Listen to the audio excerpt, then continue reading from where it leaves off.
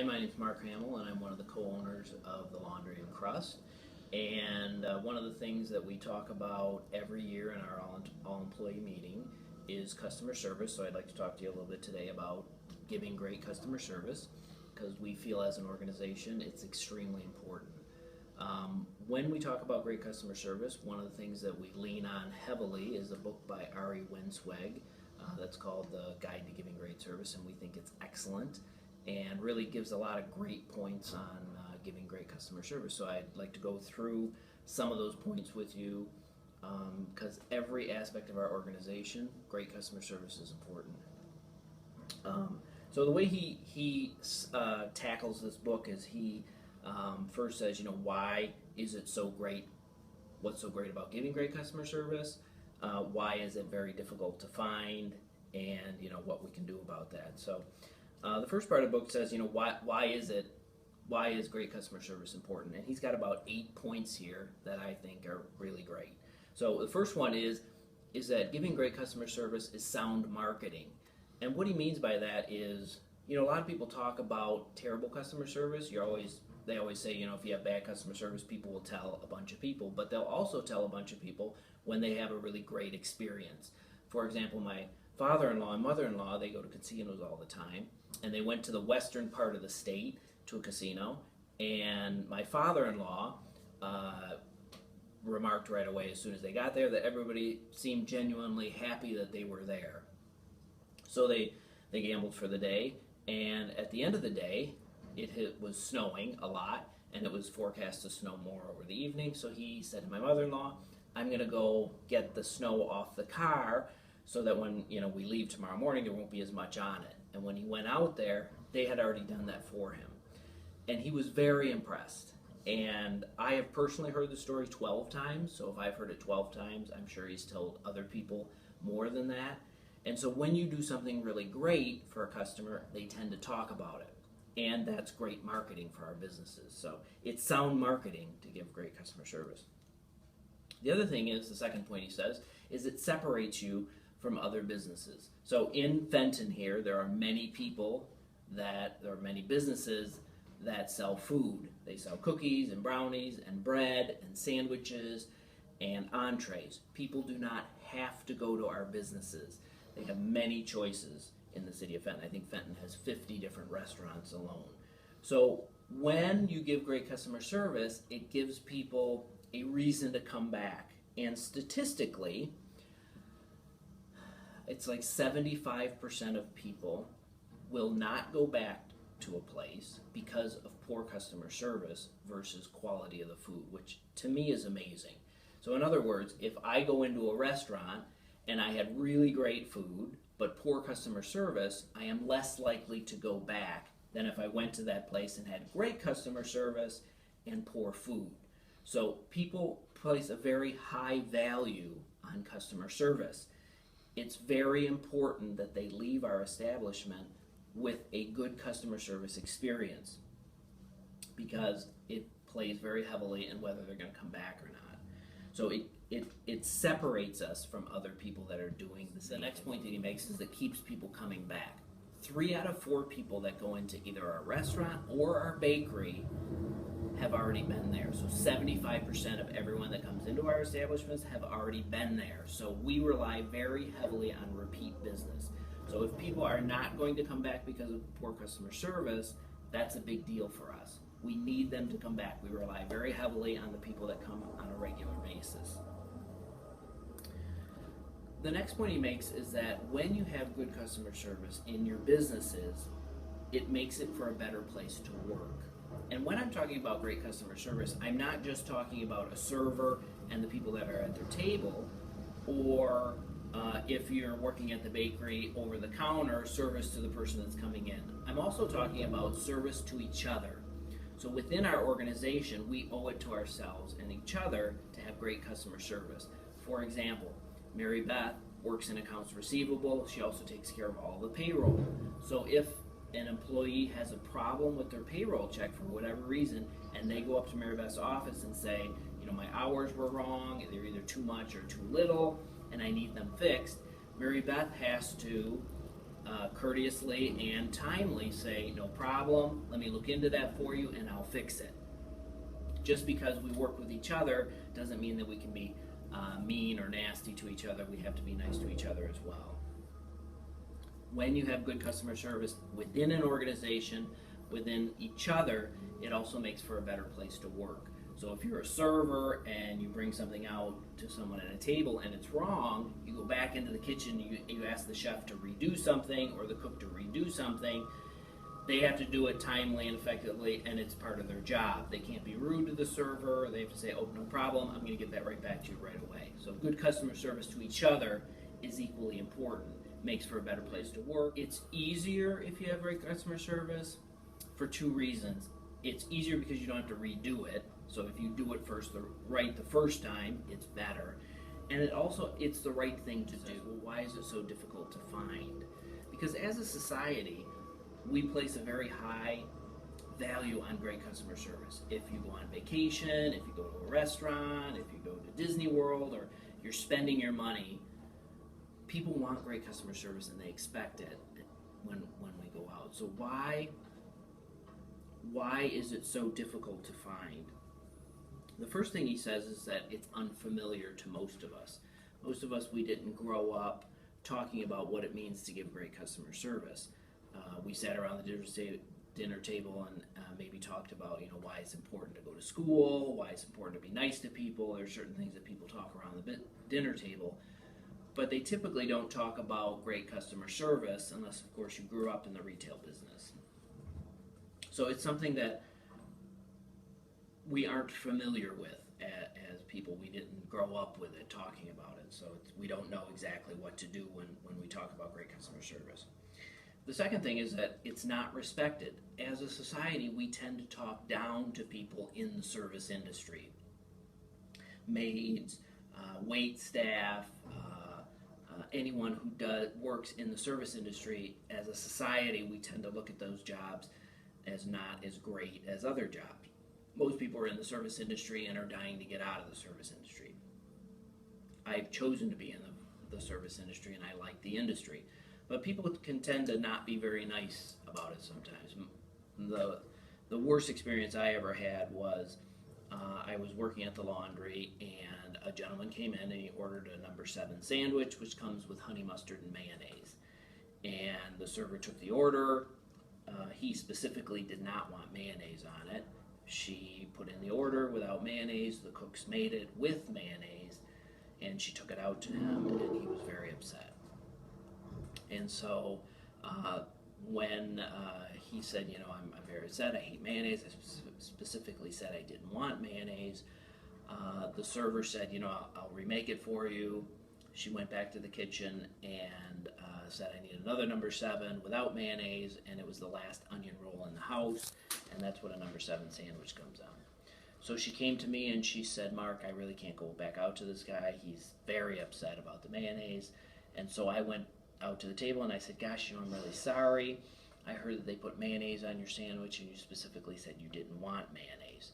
And he proceeded to yell at the top of his lungs to me. He stood up and told me how much he hated mayonnaise, how he specifically said he did not want mayonnaise, and he would never, ever, ever come back into the restaurant again. And he yelled so loud, and I had a full restaurant at the time, the whole restaurant became silent.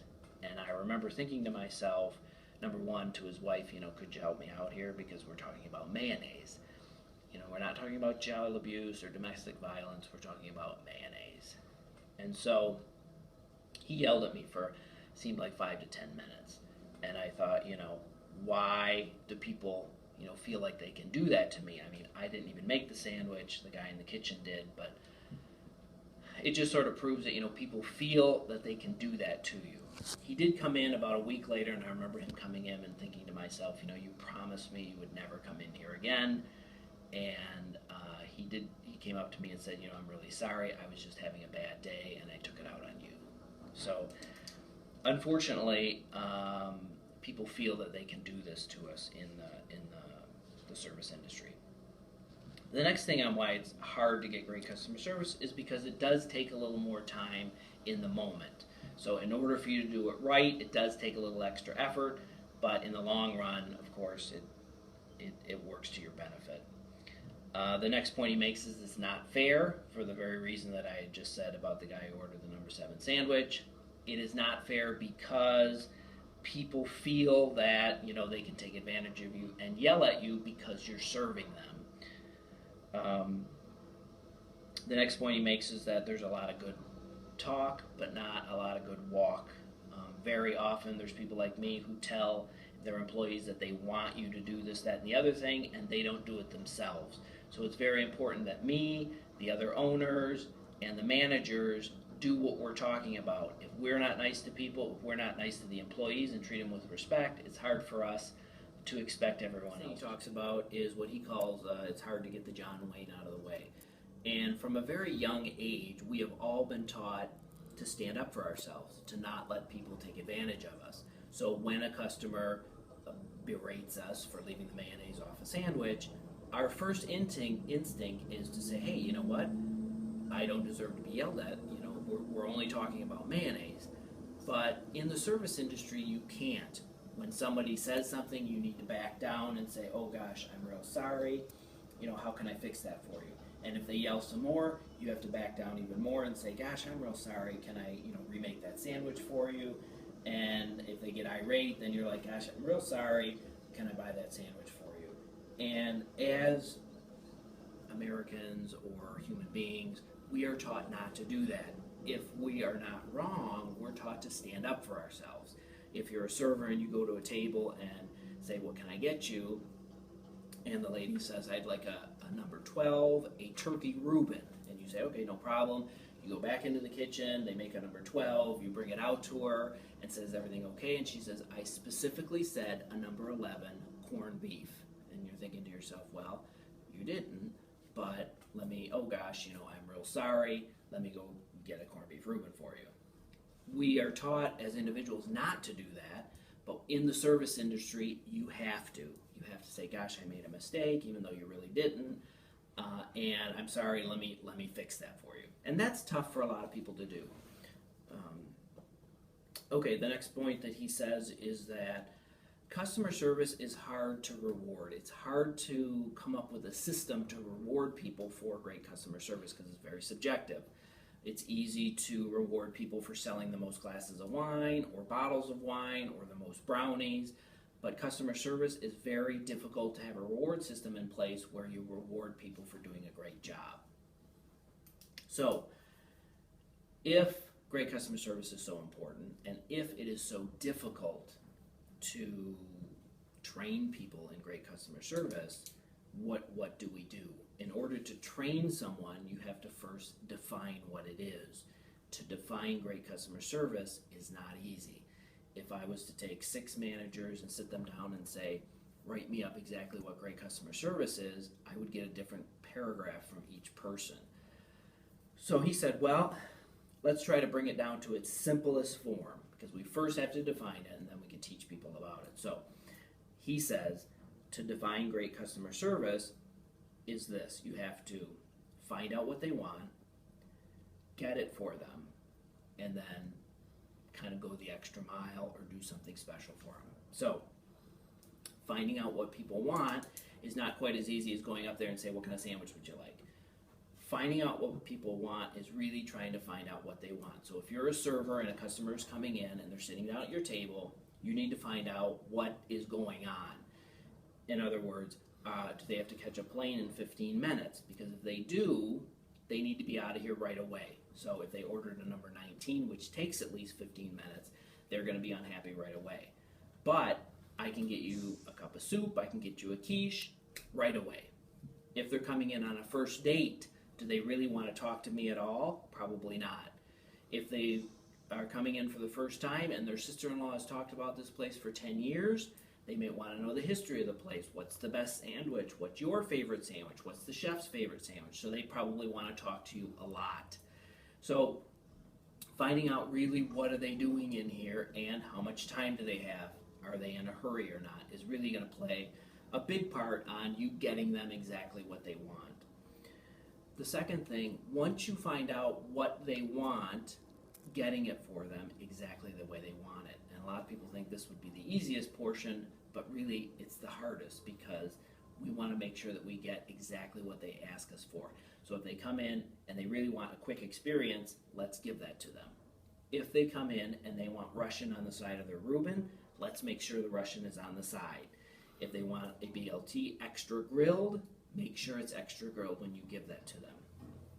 So once we find out what they want, we want to make sure we get that to them exactly the way they want it. And the last thing is to do it enthusiastically. And he says oftentimes when he says, I want you to do it enthusiastically, they're thinking, they have to like clap like Ruby Tuesdays or something like that, after the event. And it's not that. He just says you have to do it nicely, and by saying enthusiastically, you have to do it like you care. And the scenario that he has, that he gives, and I think it's a great one, is, for instance, if you and your partner have been wanting to go to a certain play for a long time, and you heard it's coming to Detroit, so you're like, great, we're going to get tickets. So you spend $150 per ticket to go down to the Fisher to see this play that you've been wanting to see for a long time. You've hired a babysitter to come and watch the kids, and you've made a reservation at this great restaurant so that you can go to before the play. So all said and done, you've probably got close to $400 into this one night, which is a lot of money, and so you want everything just to go just so. So the babysitter comes, you go out and have a great meal, you go to the theater, the lights come down, and the show is about ready to begin on the show that cost you $300. When the performers come out, you don't care if the lead in the play is having a bad day. You don't care if the lead actress, kids were up all night and so she's tired. You just want a good show.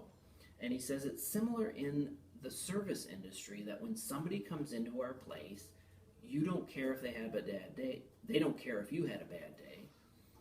They just want a good show. A lot of people will come in here maybe for dinner, and it's the only time of the week that they can come out to be by themselves, and they just want good service, a pleasant person, and a good... I appreciate you guys taking the time out of your day to watch this.